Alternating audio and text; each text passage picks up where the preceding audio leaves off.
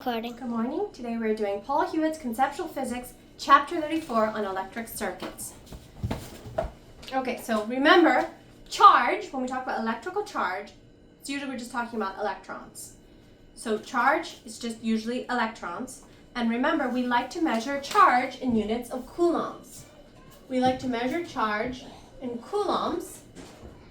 And a coulomb, if you remember, is the electrical charge of 6 billion.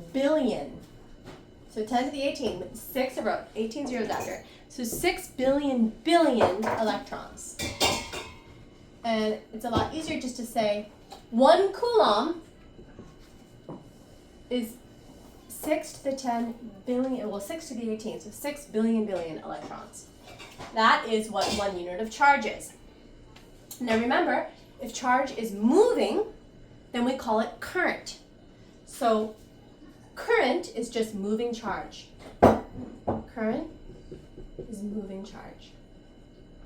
And we like to measure current in amps. So we talk about 1 ampere. 1 ampere, or a lot of times you'll hear electricians talk about amps. An ampere, or 1 amp, is equivalent to 1 coulomb per second. Because remember, it's moving, okay?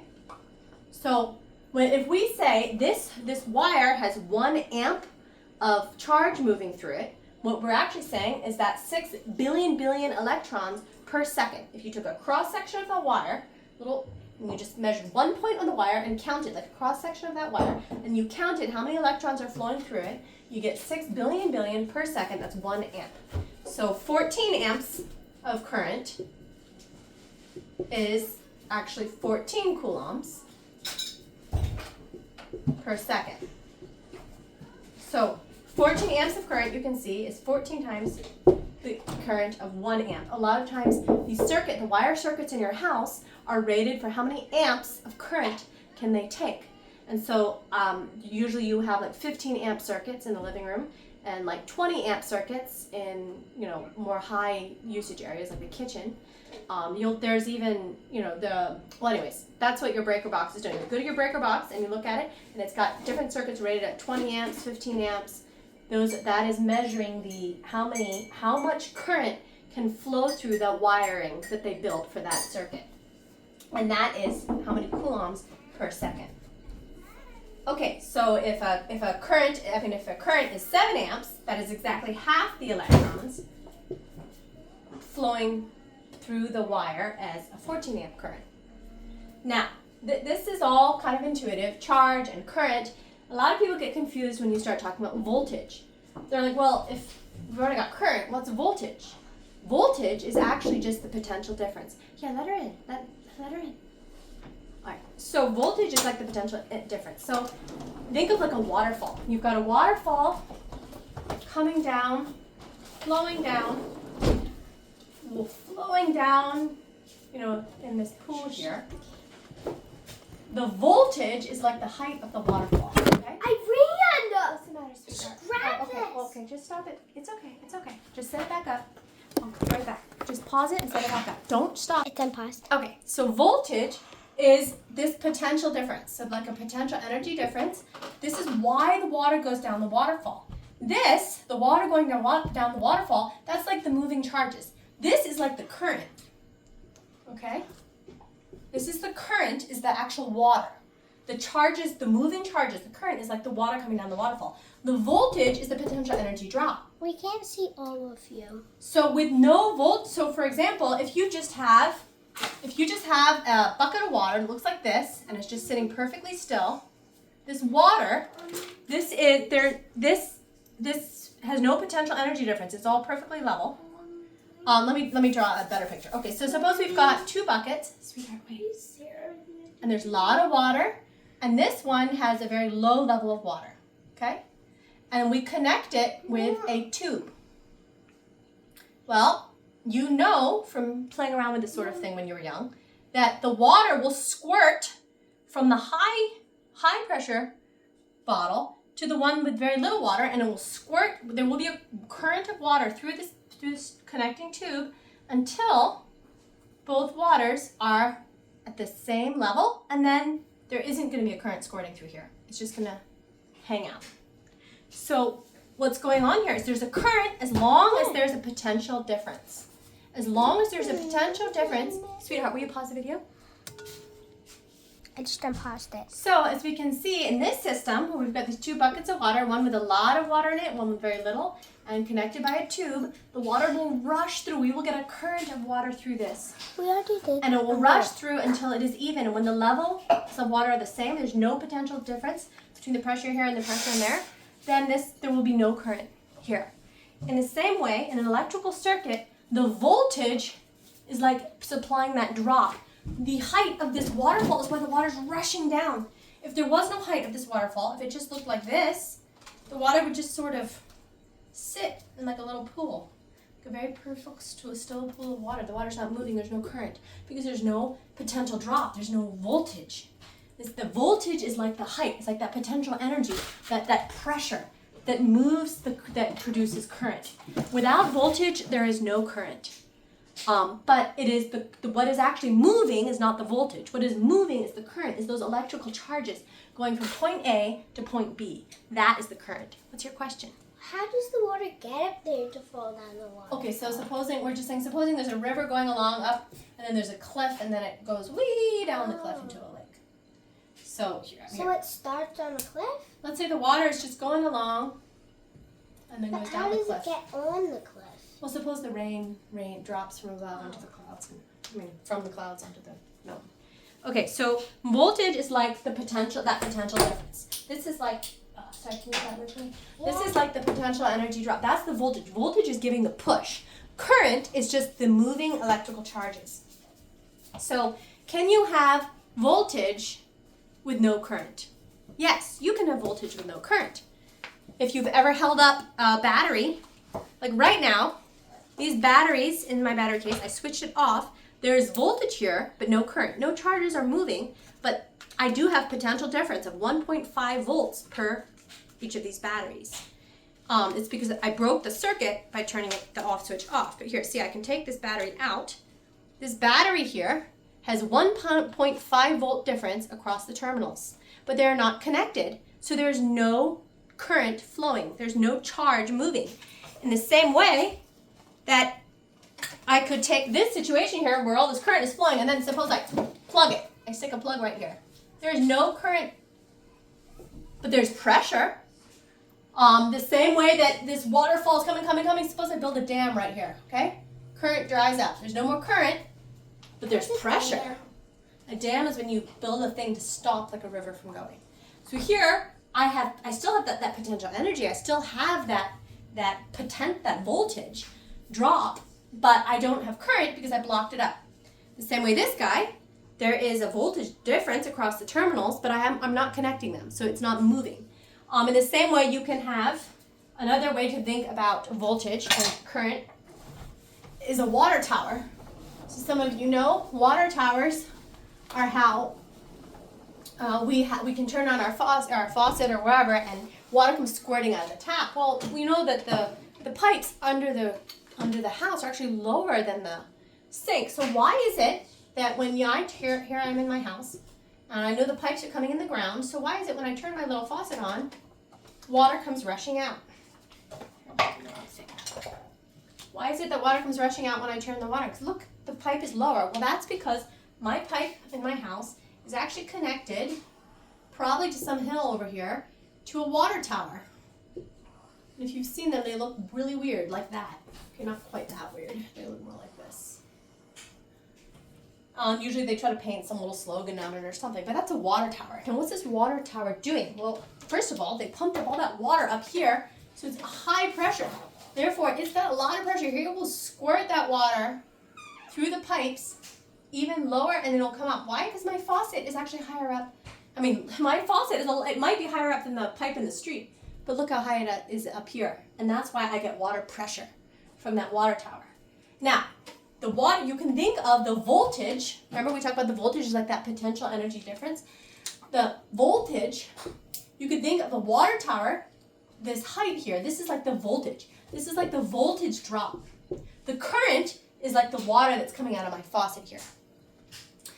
We can think of, so can you have voltage without current? Yes. Suppose I don't pay my water bill and the water tower people are like, forget that, we're shutting off her water, okay? In this case, there is no current. They shut off my, I don't know, they put some little, however they turn off water. Their voltage is still there. There's the potential energy, all that water waiting that will come rushing out if I start paying my water bill and they turn this back on. But there's no current coming into my house here. It's just stopped.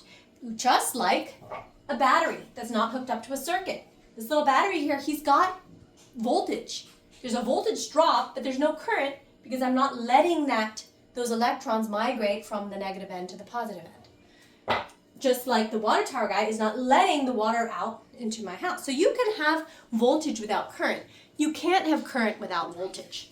If there's no voltage, say if instead of this water tower, I've just got a big pool of water near my house, and I attach my little pipe, but no voltage drop, okay? Suppose I just, okay, there actually has a voltage drop. So like right water level, and then I have my little sink, okay? When I turn on the tap, nothing's gonna happen because the water doesn't want to go down this pipe. There's no voltage drop here. I'll have to rig out some sort of system where there's a voltage drop or something. Maybe bury my house down here in the ground, live in a bunker, and put a pipe like this. No, but that's not even gonna work. I should more like do this. And then now there's a voltage drop. Now I'll get some water. Then your water will run out.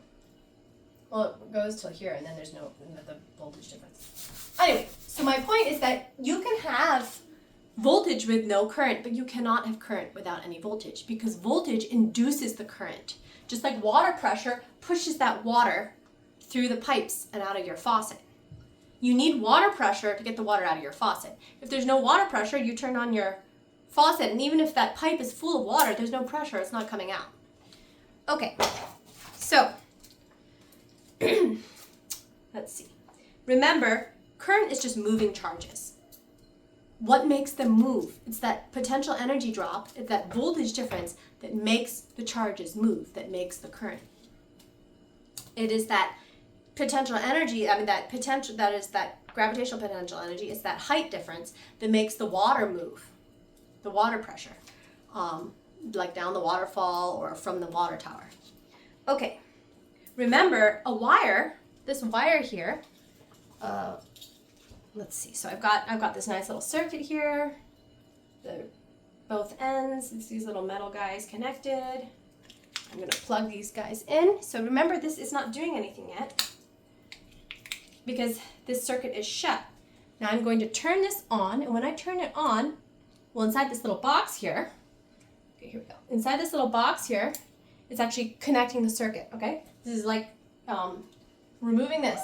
When you flip the switch, you remove this, all of a sudden you got current, the electricity is able to flow.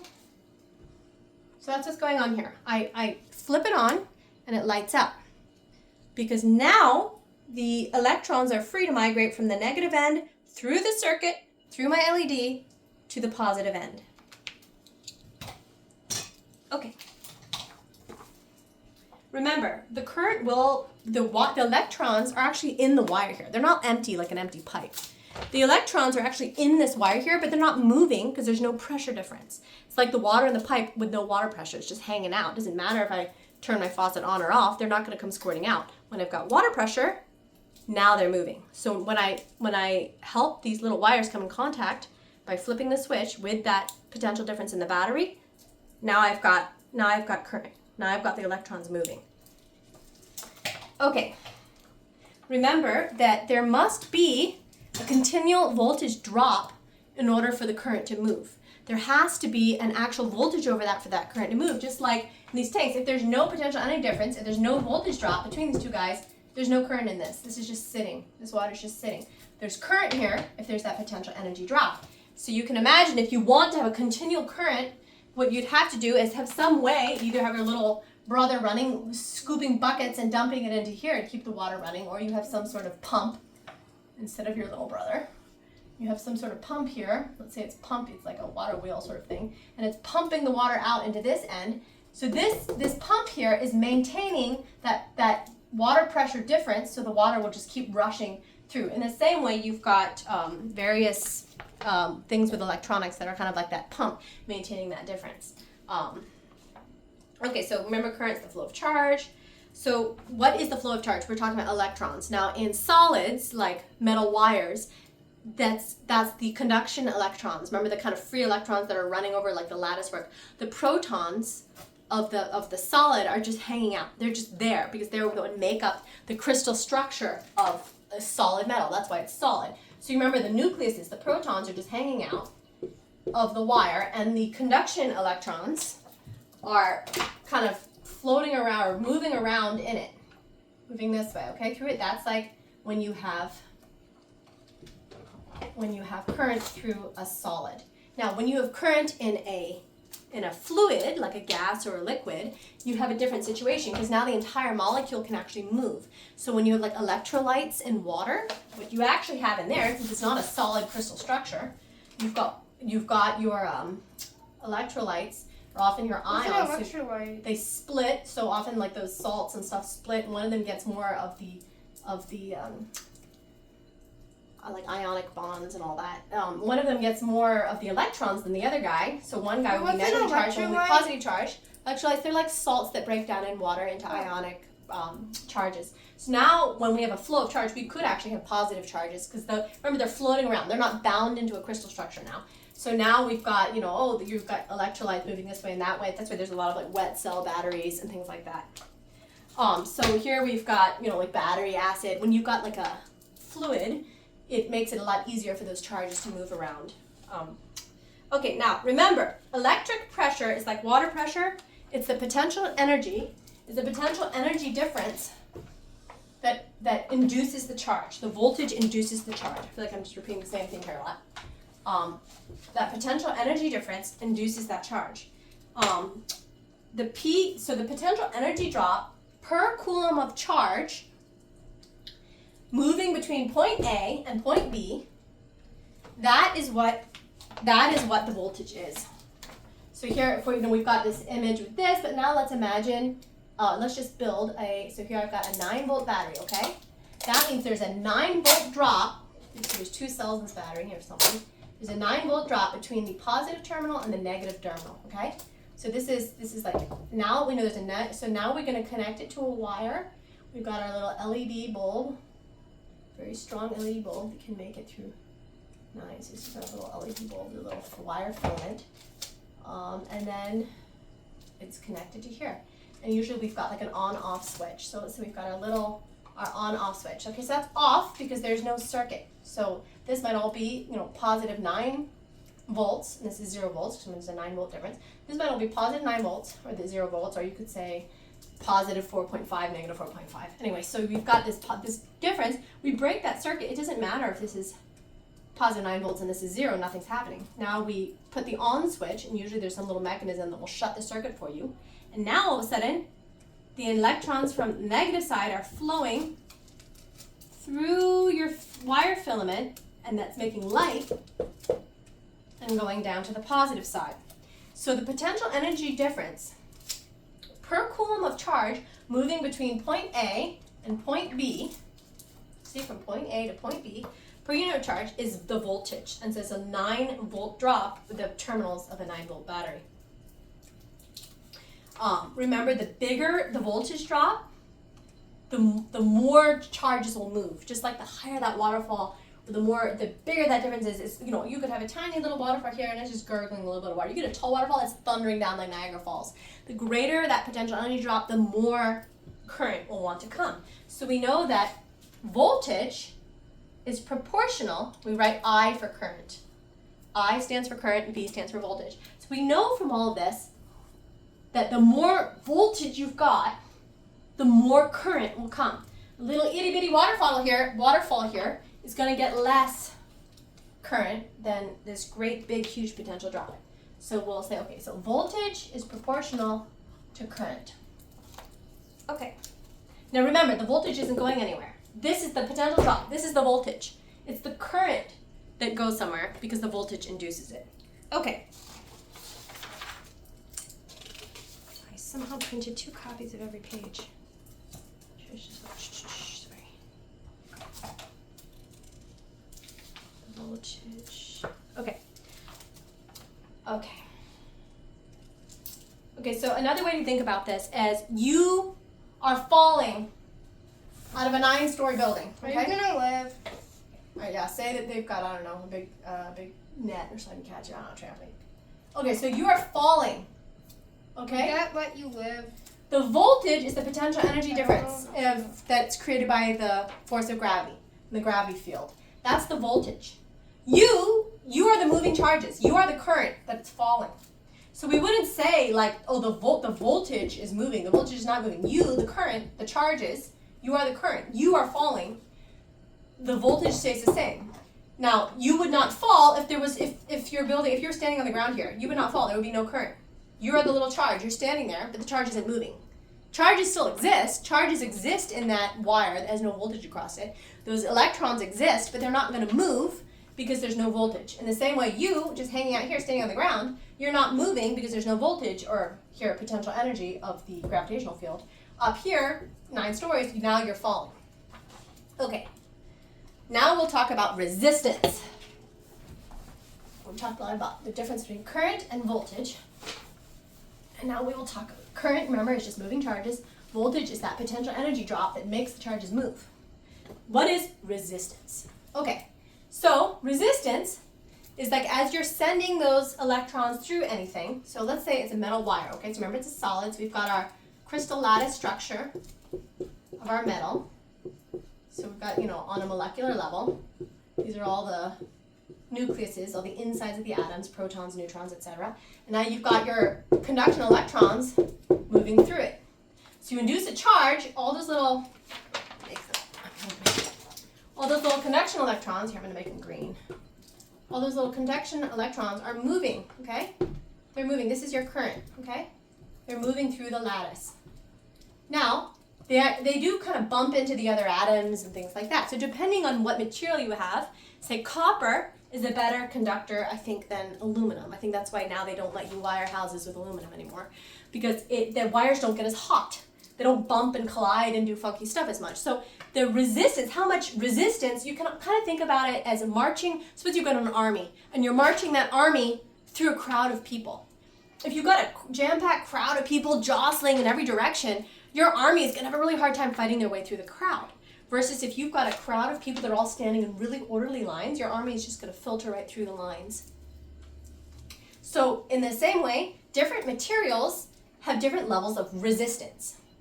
So metals have a lot less resistance to those conduction electrons getting through it than, say, an insulator, like rubber or something like that. Remember how we talked about how metal is like so much, orders of magnitude, so much more conductive than rubber, and that's why telephone lines and electrical lines can run electricity through miles and miles and miles of wire and not through like an inch of rubber. So it has to do with their crystal structure, etc., how the conduction electrons move through, things like that. So remember the resistance has to do with the material, what it's made of. It also has to do with the cross-sectional size of the wire. So as you can imagine, if you've got this copper wire with this much surface area, like this is a wire I'm showing you the cross-section, okay? And now this wire is smaller with this much. So we cut it, cross-sectional wire. Which do you think can move more conduction electrons through it? It's going to be the thicker one.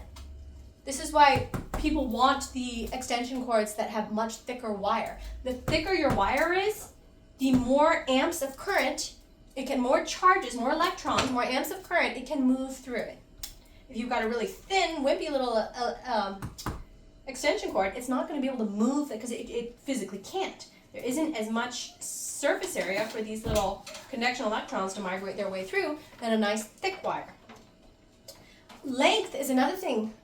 Think about the more Grand Central Station your guys need to have to march through, the more resistance they meet, the more number of collisions they've had, the more people they've bumped into as they're marching through. And so that is why having a really, sometimes if you have a really long extension cord and you're running something on it that's eating a lot, it needs a lot of power, your extension cord is getting too hot, it's getting hotter. Well, I mean, that has to do with lots of things, but it's getting hotter because those electrons that are trying to move through it, they're bumping, all that's going on. So remember, the resistance of a circuit will be greater So what will make resistance go up? Having a thinner wire, having a longer wire, or having a less conductive material. Another thing is heat. Think the hotter remember, heat, the atoms are vibrating. The more your atoms, crystal structure, and whatnot is vibrating, the harder time your conduction electrons have to get through it. The same way that marching your guys to Grand Central Station when everybody is moving in random directions is going to be really hard to have your guys fight their way through the crowd versus if everyone at Grand Central Station just stood super still, and it would be a lot easier for your guys to get through. So that's another reason that superconductors are actually usually really, really cold. What things they use for superconductors, they cool it down. You start to heat a material up, the resistance goes up. You start to cool your material down, the resistance goes down. That's why electronics likes being cold. That's why your poor little laptops have those fans in them. It's always trying to blow the heat out. So and as we're talking about, the greater the resistance, the harder time current has to get through. So now we know something else. We know that resistance is inversely proportional to current. Or rather, I'll say, I can write that the other way. It's simpler. The I will more say the current, the less the resistance. The more resistance, the less current. Right? The bigger the resistance, the less current you get. If this resistance is tiny little number, like 1, okay, your current is 1. Now, if this resistance is 1,000, now your current is only 1 over 1,000. So this is called inversely proportional. Sorry, not equals. This is inversely proportional. This is directly proportional. Remember, the bigger your voltage, the bigger your current. The bigger your resistance, the smaller your current. Now resistance is measured in ohms. Remember, voltage is measured in volts. Current is measured in amperes. Resistance is measured in ohms. Well, you know what? We can combine this and this to make Ohm's law. Ohm's law is I equals V over R. So this tells us to know what current is flowing through a circuit, we just need to take the voltage that's impressed across that circuit, and we have to divide that by the resistance. So this is in ohms, this is in volts, and this will give us our answer in amperes. Okay? So know how many amps are flowing. You just need to know the voltage of the circuit, the resistance of the circuit, and that will give you the number of amps in a circuit. This is why the higher, if you look at your house, and if you have like a higher amp circuit, usually it has a lower resistance. So usually it has thicker wires or something like that. Okay. Remember, the more ohms, the higher the resistance, the lower the current that can flow through. The more this is jostling and resisting these conduction electrons trying to get through, the less current is going to be able to get through. Okay, and just to refresh your memory here, in case you forgot, 1 amp of current is equivalent to 1 coulomb of charge moving in 1 second. So like each cross section of your wire gets 1 coulomb passing through like a cross section of your wire per second. That's an amp. So this is very important, and this is pretty much what you will use for almost all your physics questions, except for the power one. We'll get to the power one. Okay, on the homework. Okay, so remember, the bigger the resistance, the less the current, right? The more voltage, the more that potential energy difference, the more pressure, the higher the current. Okay. And coming back to our water analogy, you can imagine if resistance is like having one of those tiny, tiny little hoses, it's really hard to squeeze the water through, and you're like, you're pushing with the same, let's say, voltage, pressure, as you're trying to squeeze water through that hose. Say if you've got like one of these like water pumps, and you're pushing it down, and you're trying to squeeze it through this little hose, you can imagine that the more resistance it gives, the tinier that little hose, the thinner that wire, you can be pushing with the same pressure, and you're going to get a little squeeze going through. And if you replace that with a really big hose, now all of a sudden, whoosh, you're getting much more current. So you can see that the more resistance, you can think of it as turning that big fat hose into a little tiny hose. Just like the big fat wires can have a much higher current than those little tiny wires. Well, even the with smaller the same the voltage. hose, the faster it will flow. That's if that has to do with other Pressure? things.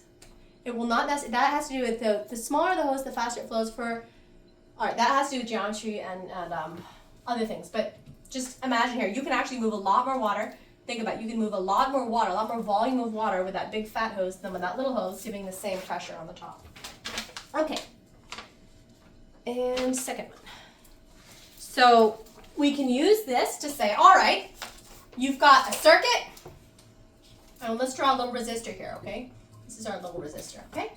And you've got this battery giving the voltage. So we're just going to have a battery with two terminals with voltage, okay? So this is our battery with our positive terminal and our negative terminal. And we're going to touch it to the circuit. And we say, okay, so we've got a battery, a 1 volt battery, and we've got a 1 ohm, and they like to draw ohm like this. We've got a 1 ohm. Isn't that omega? Yeah, it's omega. We've got a 1 ohm resistor. Why do they draw And we ohm put as 1 omega? volt. How much current is going through it? Well, we just take this guy. We say, okay, how much current? We've got 1 volt divided by 1 ohm. We have 1 amp of current going through it. Okay, I'm going to make this a little more interesting. I'm going to say, okay, this resistor is now 4 ohm resistor. And let's say I put an 8 volt battery across it. How much current is in it? Well, we just plug it in. Okay, 8 volts divided by 4 ohms. We're going to get 2 amps. Now we've got 2 amps of current going through it. And you can play around the numbers and you can see how this works. Okay, so what about, let's make this more like real world, okay? What about if you've got, this is our resistor, sorry. So what about if we've got a voltage drop of 110 volts? This is what is pretty much in all American outlets, okay? 110 volts. So this is plugged to an American outlet.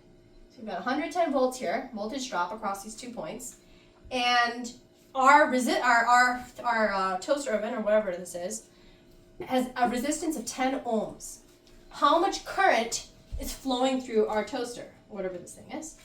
And we say, well, we take 110 volts, divide it by 10 ohms, and we get 110 divided by 10, we get 11 amps. And we say our toaster has 11 amps of current flowing through it, which is quite a lot. Okay, so how much current, remember a lot of How much does it take to electrocute someone? We'll get to that. How much current is drawn? Now let's say, okay, let's have a lamp here. And we say, how much current is drawn by a lamp with a resistance of 100 ohms? Very high resistance on this lamp. Unlike that toaster oven that we just did, that only had a resistance of 10 ohms. This is 100 ohms. Plugged into a regular American circuit. How many amps of current is going through it? And so we plug that in. We say, okay, we've got 110 volts divided by 100 ohms that this lamp is giving us. We end up with 1.1 amps. So you see the lamp is only using 1.1 amps for our toaster oven because the lamp is a much higher resistance. So the lamp, because of its higher resistance, you remember like trying to march that army through Grand Central Station with everyone clogging and moving around, much higher resistance, it's only drawing 1.1 amps of current. You could put like 15 lamps on that, or not quite 15, it's 1.1. 15 amps on your 15 amp circuit there, where with the toaster oven, you try to plug 2 of those toasters in it, and it's drawing way too much current for that loop, or circuit. Is that where our circuit ran out sometimes? Yeah, that's what I kept trying to run like the Ninja blender and on the same circuit as the refrigerator and the toaster oven, and I kept blowing my circuit because I was trying to put too many things that were drawing a lot of current, and it kept popping the circuit. Better than starting a house fire. Okay. So what causes, now we're going to talk about electrocution. Very, very important. Even if you're not planning to be an electrician, you can still get electrocuted because we all use electricity. So unless you're planning to go and like live with the Amish, pay attention. Okay, so how much current, or what causes electric shock in the body? Amish people don't watch YouTube videos, right? That's true. But you can always, I guess, become Amish and go off, and then you don't need to know this. But if you live in a house with electricity, you need to know this. So what causes electric shock in the body? Well, what causes, is it voltage or is it current? Well, the damage is done by current, but remember, it's the voltage across your body that causes it. So when people get electrocuted from outlets or electrical things, what happens? Well, they touch an outlet and they become a circuit, usually to the ground. That the circuit is going through you and the ground, and that electrical current going between you touching the electrical thing and the ground, that is what kills you. So, one thing that's interesting is actually lowering your body's resistance hurts you. Remember that toaster oven on the same circuit as the lamp, and the toaster oven had only 10 ohms of resistance, and it was drawing, what was it, like, I don't remember now, it was 10, about, no, on a 110 volt circuit or 120 volt circuit, 10 ohms. So remember, it was drawing around 11 amps of current, that 10 volt toaster. And remember it was drawing 11 amps. And remember on that same 110 volt circuit, we plugged in a lamp that had 100, what is that? Oh, that's his toaster. This is my toaster. Remember? And then we put in the lamp with 100 ohm resistance, and it only drew on the same voltage, it only drew 1.1 amps of current. Since it's the current that actually kills you, when your body's resistance is lower, just like the toaster, when the toaster oven is lower, it'll kill you much faster. So what is the resistance of the human body? Now notice that if it's the current that kills you, if you get big enough voltage, even with a huge resistance, you're still getting zapped. But we're gonna just talk about like what we normally in America find in our houses, which is 110 volts, okay? 110, 120 volts. So we're gonna say, so for 110, 120 volts, we're gonna think about that and say what's dangerous, what's not, etc. Okay, so the interesting thing about the human body is that your resistance, the resistance of the human body varies widely.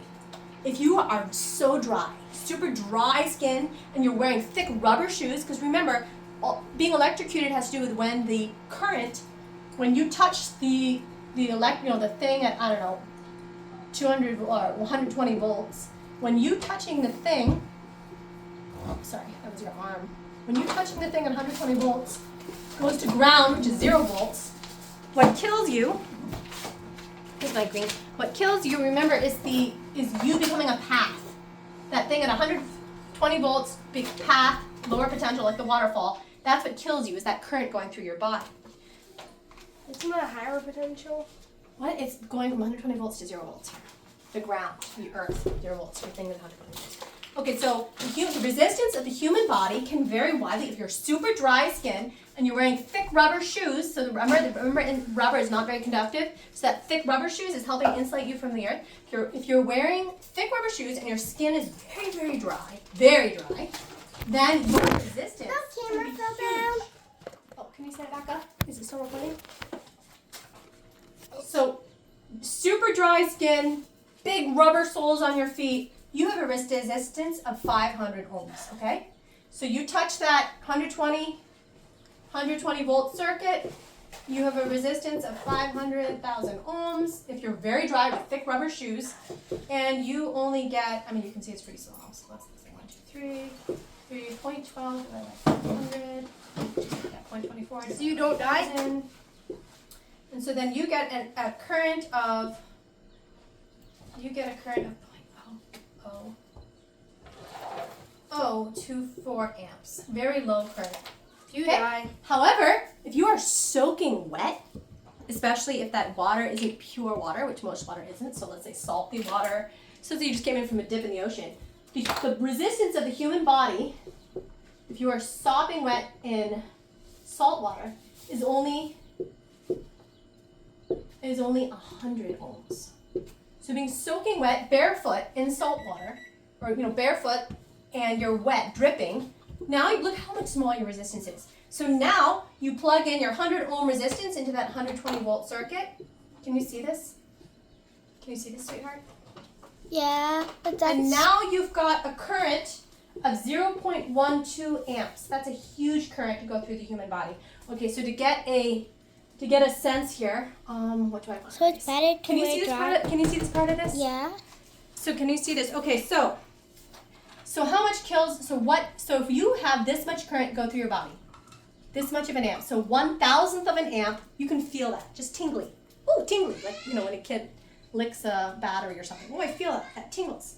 Wait, kids lick batteries and feel. Don't do it. Okay, so when you have 5,000ths of an amp, that hurts. Okay, at this point, it hurts. Can you see this on the board? Well, how many amps did you Yeah. get when you got electrocuted? But we By the can't... time you get, We can barely see you. that's okay. By the time you get 100th or 10,000ths of an amp, We can't see you are spasming, involuntary muscle spasms, okay? You can't control it. You're like twitching, okay? By the time you get 0.015 amps, so 15,000ths or 1.5 hundredths of an amp, at this point, you have lost control of your body. Your body is twitching around. This is like taser, okay? This is like someone whose Wait, what's body the is flopping 10? around getting a taser. What's the 10? This is the amps. This is when you're involuntary muscle twitching. By this point, you've lost control of your body. You're just like twitching around, writhing on the floor. And you still live. By the time, yes. Otherwise, tasers kill you. They don't usually kill you. By the time we have 7 hundredths of an amp, or you could say 70,000ths if you think about these in thousands of it. By the time you have 0.07 amps, you're usually, if it lasts for more than a second, you're usually dead. Okay? I'm going to say death if 1 second. If over 1 second. Remember all these charges, like that's electrons moving in your body. Your heart actually communicates with your brain through electricity. So it's messing up your heart. It's burning, it's hurting your body. It's burning through your body to like that current.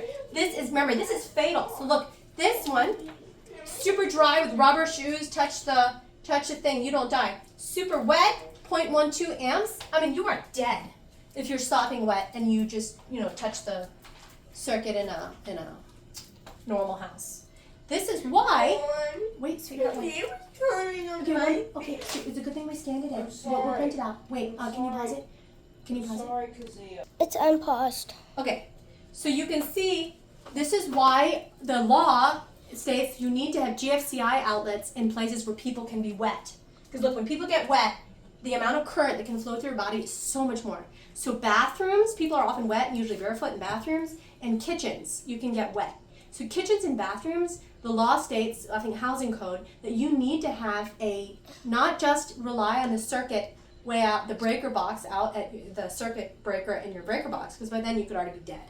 So they've got even extra sensitive breakers inside of the actual outlets that will pop if they feel a sudden current being drawn, because they assume that could be a wet human. And that's why there are GFCI outlets in places where there could be water, because it is just so much more deadly when you're wet. This is also why it is so important. Anytime you're working with anything electric, the first thing to do is turn it off at the breaker box. And we all know that, but sometimes we forget. Or you have a brain freeze. So it's always so important when you're working with circuits that you wear gloves, anything electrical. That you wear, and remember, turning an appliance off doesn't mean that you can't get zapped. Because remember, often when you turn an appliance off, that's just breaking the circuit in the appliance. Hey, Mom, you you can still did get that. Yes, I closed the circuit on a piece of electronics that I turned off, and I wasn't thinking. I was like, oh, I turned it off, I can touch the wires. I got shocked because I closed the circuit with my finger. So remember, always wear rubber gloves, and always use tools with nice thick rubber handles. Multiple times I came this close to electrocuting myself. One of those was like this year, and I melted a pair of pliers. But thankfully, those pliers had nice, thick, insulated handles. I forgot. I thought I turned it off at the breaker box. I was changing on an outlet, and it melted the head of my plier. Thankfully, I am holding my pliers, and there's this circuit, and thankfully, I was holding it. It had nice, thick rubber handles, and thankfully, the loop closed across the metal tip of the pliers, and not me. I didn't become part of the circuit because sweetheart, you're gonna knock the camera down, baby. Because those insulative rubber handles helped protect me. So make sure your tools have nice rubber handles on them. Wear rubber gloves. Rubber gloves can seriously save your life. And please remember to turn off the breaker box. Like I gave my kids this little lecture on turning off the breaker box and electrical safety, and then I just completely forgot, and I nearly electrocuted myself. So always remember that. Don't let your body close that circuit. And remember, a lot of times your body closing that circuit is closing it with the ground. Like a lot of times people are worried, okay, don't let the hot and the cool, the red and the black wires touch each other, but you forget, you can become a circuit to the ground. Okay. So what do you do if you see someone getting electrocuted? Okay, so split seconds matter. Remember how this kills you if it's 1 second, if it's over a second. Split seconds matter. When someone's getting electrocuted, time matters. So you want to break their becoming part of a circuit, whether that's with the ground or across the hot and the wires. Just knocked it It's okay, sweetheart. It's okay. So remember, seconds matter. You want to knock them down, but preferably. Where are you, baby girl? Can you please go back? Knock the camera Okay, down. can you pause it? Can you pause it, sweetie? Okay.